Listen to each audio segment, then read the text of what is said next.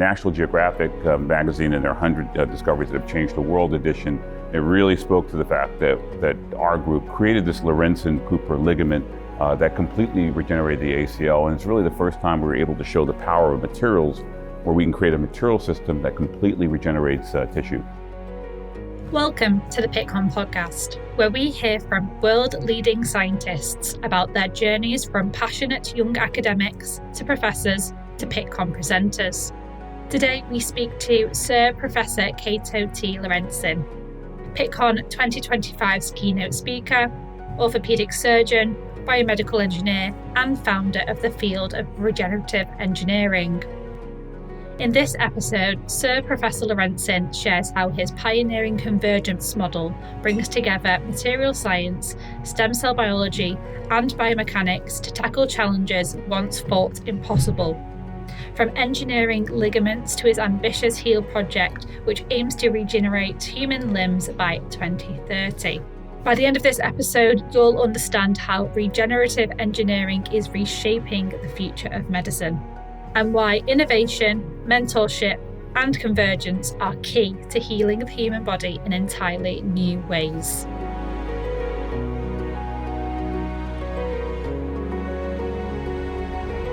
Well, Dr. Laurencin, thank you so much for joining us here today on the Pittcon Podcast. It's a pleasure to have you. We've just heard that you founded the field of regenerative engineering. But before we get into what regenerative engineering is and all the fields that it brings together, could you tell me about how you started your career in science? Well, my career in science started really when I went to Princeton University for college. I had signed up to be an engineer, a chemical engineer. Really didn't know a lot about chemical engineering, but a mentor who was Dr. Ernest Johnson, who really took me on at an early age and mentored me. So I started with chemical engineering. I was always going to be a doctor, wanted to be a physician. And then through my time at Princeton, I applied to medical school. And actually I started at Harvard Medical School doing my medical school program. But I then revisited my engineering roots. I really missed my engineering work and went to MIT and eventually met someone named Dr. Robert Langer, who was a young, brilliant assistant professor, and again, was really taken by him and his work and decided to follow him in his footsteps. And started working in engineering with Dr. Langer, at the same time doing medical school. And so at that point, it was a time in which I went back and forth between medical school at Harvard and then doing my PhD at MIT, and eventually finished both around the same time.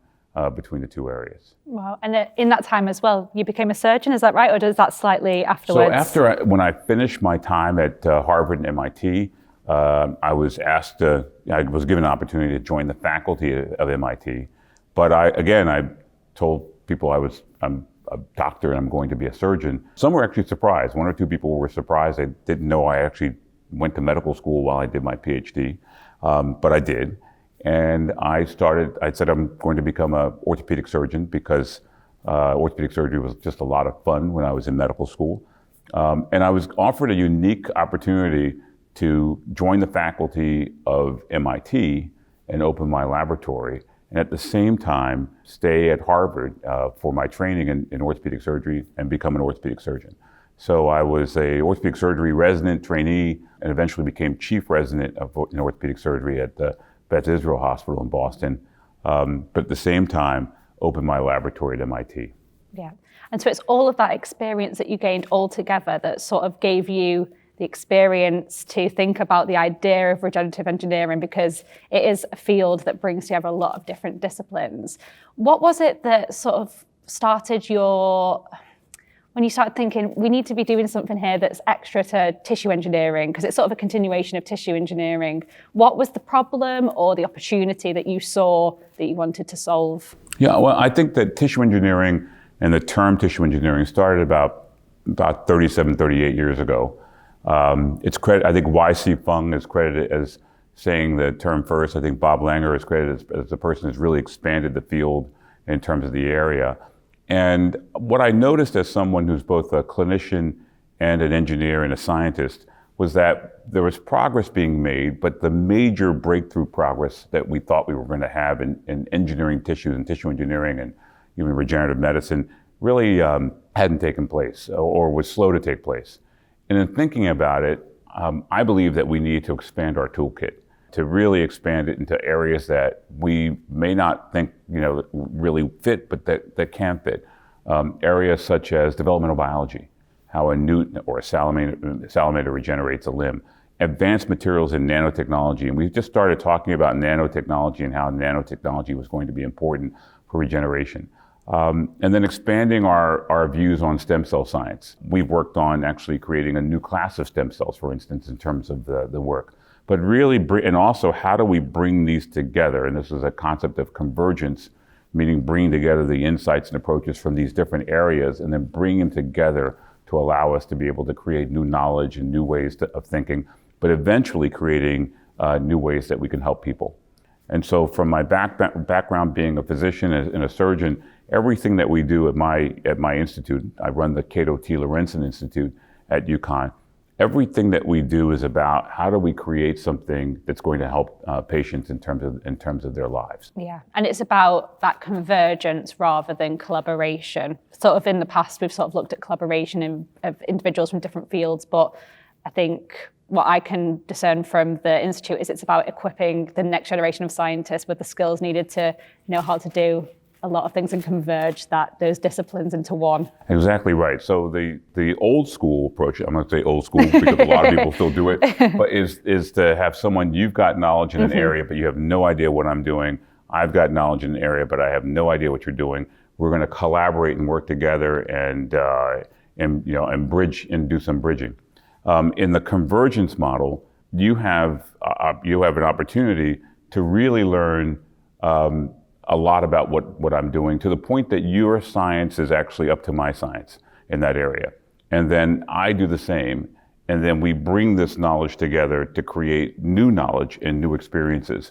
And so all of our students, all of my grad students and my fellows at my institute are working in areas where they are becoming experts in a number of different fields, and then bridging these together to create the newer field of regenerative engineering. Yeah, and looking at the actual field of regenerative engineering in terms of like the key findings and key discoveries that have been made so far, we've got sort of like scaffolding for cell adhesion, the Laurencin-Cooper ligament. Could you talk me through some of like the major findings that you've had so far in the field and sort of where the field's at?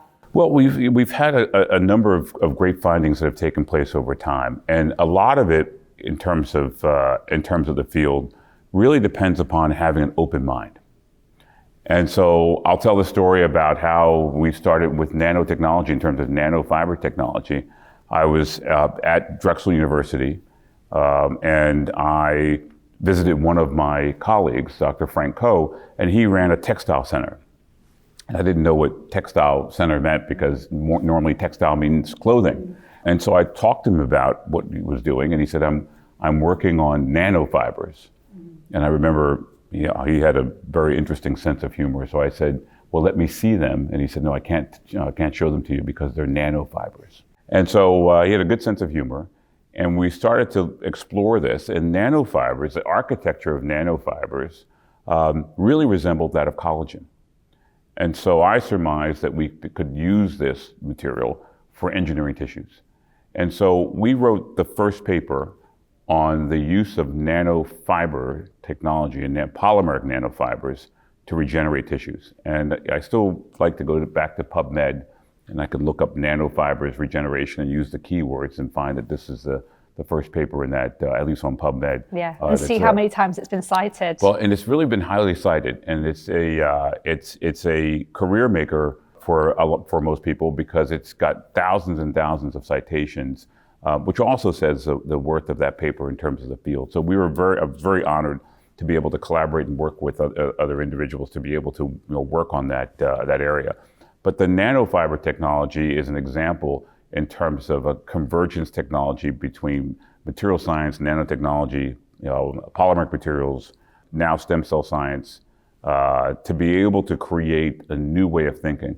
And now if you look at the world of nanofibers, there's just thousands and thousands of papers that are based on polymeric nanofibers, especially in terms of regeneration. But it's also important with this convergence approach, even in terms of nanofiber technology. Some of the papers that reference, one can look at the papers that reference our work in nanofiber technology, and we can see this cross-fertilization that takes place. There's a whole area of filtration technology that's used in engineering that actually cites our papers and our original paper in the work of nanofiber technologies. And so we can see in terms of a convergence approach that it's actually a convergence approach across disciplines, where new disciplines and new areas actually rely on that technology to be able to move forward. And that's one example of the areas that have been exciting. Another area is this whole concept of inductive materials. And I was one of the first, with others, to talk about the fact that you can take a material and you can place it in the body and it can regenerate a tissue without anything else, just with the material itself. And this principle is inductive materials, and it relies on the body to be able, to a certain extent, to be able to heal itself, the body to be able to regenerate itself, and utilize materials to be able to make that occur. Many people didn't believe it happens, and it's true, but I think now everyone, 20 years later, I think everyone understands these materials, the material inductivity. But we were one of the first to talk about material inductivity and how it can work. We worked out how it works in vivo. We worked on mechanisms of it taking place in vitro. And now it's a very important tool that one can place a material in a location to be able to regenerate. And one of the things that we found, which I think is exciting, is the fact that as one goes from a small animal like a mouse or a rat to a larger animal, this concept of material inductivity, the power of a material to be able to have function, actually goes up. And so one can place an implant that has for bone regeneration, maybe place it in a mouse, it may not regenerate. But if you put it in a rabbit, it may regenerate. So as we move up the ladder, material inductivity, we found, can actually become more and more powerful as we go along. Yeah. And is there an implication with growth hormones there? Is it that growth hormones work better in the smaller animals? Well, it's actually, some of our work suggests the opposite. All right. That a material itself, as one goes up the ladder, one takes the amount of material, the material actually has a more powerful inductivity. But some biological factors, you need more biological factors to be able to have regeneration take place. And so if we look at products such as bone morphogenetic protein that's on the market right now, your body has picogram levels of bone morphogenetic protein allowing for regeneration. But the products that are on the market have microgram levels, which is, again, millions of times higher amounts than we find in the body. And it's because of this reverse that takes place, where materials themselves can actually have this inductivity that's taking place that can be very, very powerful as one goes up the ladder, as opposed to other biological molecules. Yeah. And the Laurencin-Cooper ACL ligament that we mentioned previously, could you tell me more about that and how that came to be and the significance of that finding? Well, one of the areas, of course, I'm an orthopedic surgeon and also a chemical engineer. And so, as I tell people, I don't work on the amygdala or the cerebellum. I'm working on musculoskeletal problems. I'm also a sports medicine doc. And so one of the areas that we wanted to work on is looking at the anterior cruciate ligament, which is a very, very important stabilizer of the knee. And it gets when someone is out for a year because of a torn ligament of their knee, it's because of the ACL, if you hear about an athlete. Yeah, your favorite athletes, your favorite sports players, yeah, it's probably going to be the ACL. So we started working on this, and this is I had a fabulous grad student by the name of James Cooper, and became a professor, and it's done just fabulous work on this. And we created a new engineered ligament that would be able to be used for regeneration purposes in the knee. And it was really one of probably the first time that we were able to have a polymer-based ligament system that completely regenerated the tissue of the knee. It's interesting. I was flying back from London, and I landed in London, and I landed it back in the States. And I had a text message from my old chemistry teacher, Mr. Brooks, from my high school, and he texted me and said, I've just been in my local Walgreens, and I was just thumbing through the magazines, and I found the National Geographic 100 discoveries that have changed the world, and you're number 30. And he said, I've told everyone it's because of me, and let's have lunch sometime. Yeah, so humble. So, very humble about it. And in fact, the National Geographic magazine in their 100 discoveries that have changed the world edition, we were number 30, under number 30. And it really spoke to the fact that our group, this was when we were at the University of Virginia, created this Laurencin-Cooper ligament that completely regenerated the ACL. And it's really the first time we were able to show the power of materials, where we can create a material system that completely regenerates tissue. And I think this has inspired a number of different technologies and products. Some of them are on the market right now, really based upon this principle of material science, using materials using materials that actually can potentiate the phenotype of cells to allow for regeneration to occur. Yeah, and going from regenerating a knee ligament to a whole limb, I know that you're working with the HEAL project, which is all about regenerating a human limb in the next 30 years. Can you tell me more about that project? Well, it's actually not the next 30 years. It's the project is by 2030. Right. Oh, by 2030. So, okay. So it's coming up. Now, first of all, why, so we started the HEAL project in 2015. And we were very, very fortunate to receive a very, very large grant, something called the NIH Pioneer Award for limb regeneration. It's very exciting in terms of the Pioneer Award, thousands and thousands of people apply. They have about 9 or 10 finalists. You go into maybe 15 finalists. You go into a smoke-filled room, and you tell them what you want to do for the next 15 years and why you want to do it. And a bit like Shark Tank. It's like that, although the people are nicer. Oh. Not that the Shark Tank people are not nice. Don't put that in. But anyway, the point is that we got it. People understood what we wanted to do and the implications. It's for high risk, high reward research. And so we started that, and I made the goal 2030. And the reason was that if we look at some of the advances that we've had, the sort of really dramatic advances that we've had at our laboratory and at our institute, we think about engineered bone. We talked about engineering bone, and people said we've just learned how to grow bone cells. How you're trying to engineer bone outside the body, and that took us about 12 years. If we look at engineering the rotator cuff from scratch, that took us about 10 years from the time we first did it. And in fact, for both of these systems, when we first said we were going to do it, people said you can't, but we've done it. And so for engineering a limb, I figured that's a bit harder. So we're making it 15 years. Yeah. So instead of 10 or 12, I think 15 and so that's why we've made it 15 years. And the field itself has really grown in terms of allowing us to have more and more tools. It's almost like a moonshot. In the early, I guess in the early 60s, President Kennedy said we're going to the moon, and people looked at him because going out into space, there were so many questions that didn't have the answers. But it really prompts people to really work for gaining the answers that you need to be able to allow it to occur. So it is a moonshot. I'm a member of the Chinese Academy of Engineering, and when I was inducted, I gave a small speech, and in China News Daily the next day, they had an article, and I said, well, I can't read Chinese, so what does it say?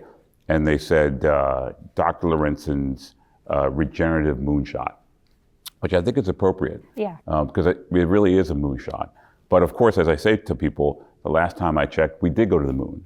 And so I think that this offers a lot of hope for people in terms of the work taking place. Yeah, and in terms of the progress so far, I know you've made some synthetic stem cells. What else has happened with the project? Where are we at? We've worked in a lot of different areas. Okay. The first area that we've talked about is that we'd like to be able to regenerate a joint. Mm-hmm. We know that you can't regenerate a limb without a joint.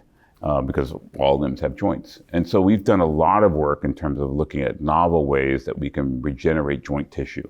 And we've looked at amnion, which is a placental product that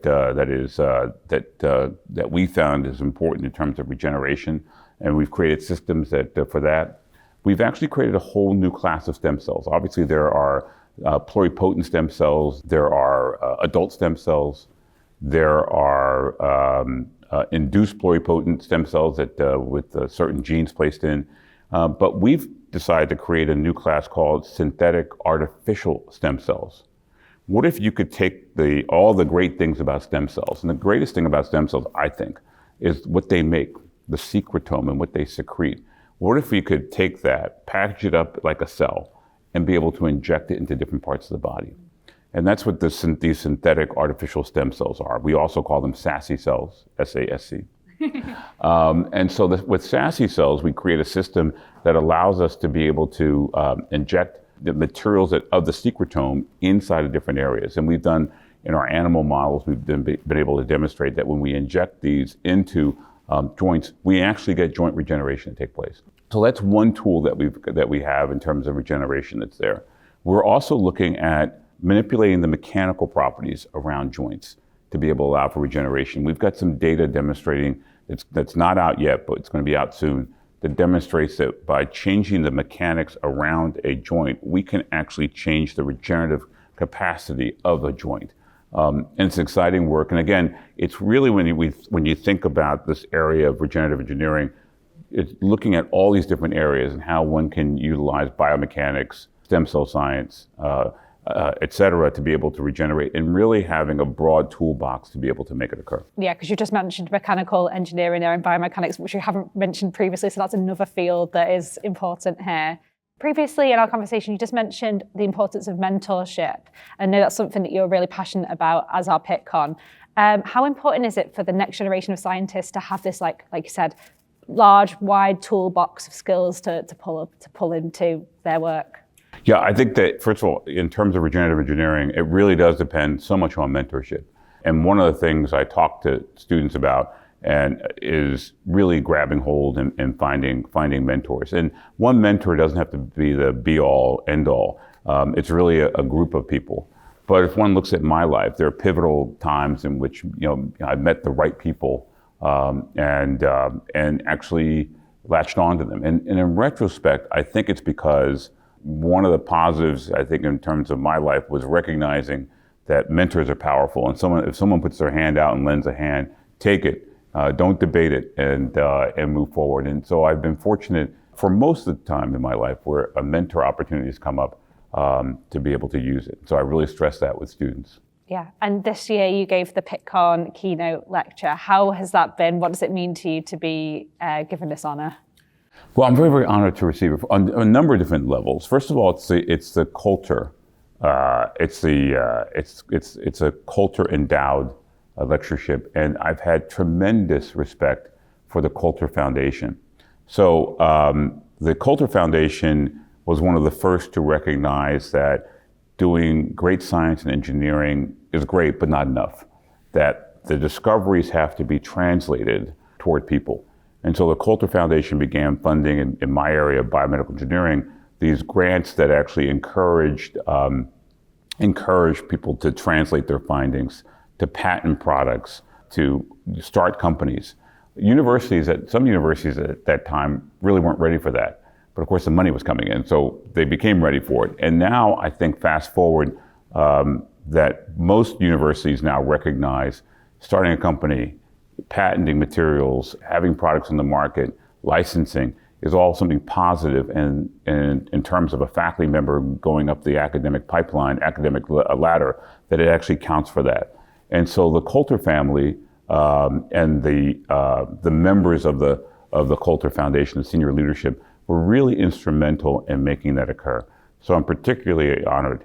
Also, I'm honored to be here at Pittcon. This is one of the largest gatherings of scientists, industry in the world. I think it's 25,000 people that will be here, and honored to be the keynote for the for the meeting and deliver the address, and look forward to actually being continuing to be more involved with the Pittcon after this. I've just been very impressed with the work that's taken place here. Yeah, and you are incredibly busy.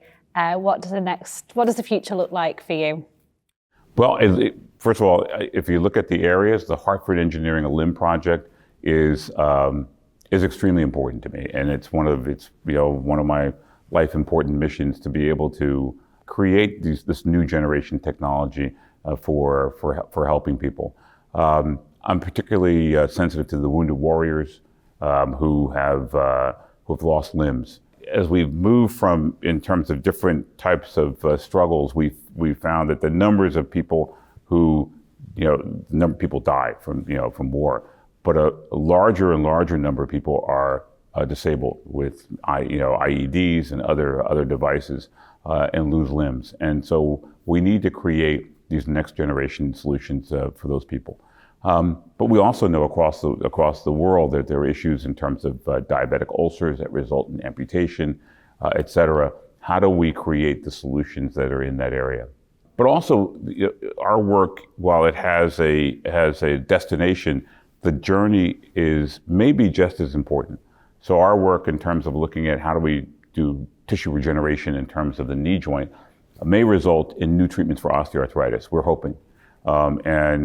We've now started a company, Healing Orthopedic Technologies Bone, to really develop and commercialize the technologies and products that we have. We're always looking for new investors in terms of the technologies, but we think that these are important new technologies that will be that we're hoping to make more and more widespread.